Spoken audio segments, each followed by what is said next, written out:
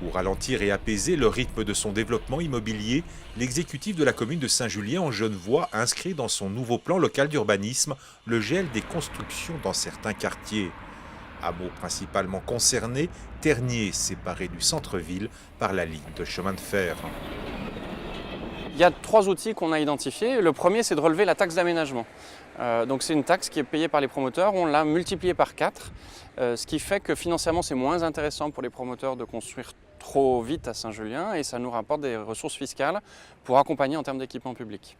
La deuxième mesure, c'est des zones de gel. Donc il y a des territoires de la commune où on estime qu'en fait, il n'y a pas encore les infrastructures communales suffisantes.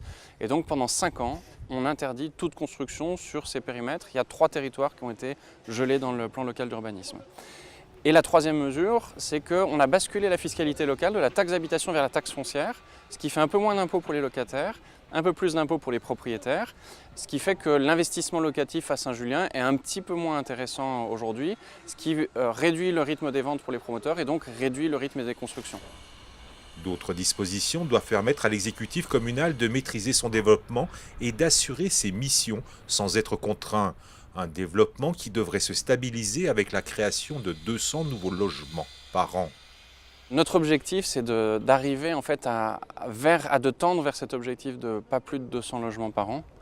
Du coup, pour avoir le temps d'accompagner les réseaux de transport, les équipements scolaires. Là, on est en train de lancer le chantier de 2 nouvelles écoles d'un coup. À ce jour, 15 000 personnes habitent le territoire de la commune.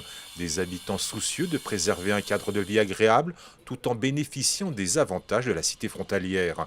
Un équilibre difficile à trouver sans avoir au préalable apporté des réponses aux enjeux spécifiques que pose la mobilité sur l'ensemble du territoire communal.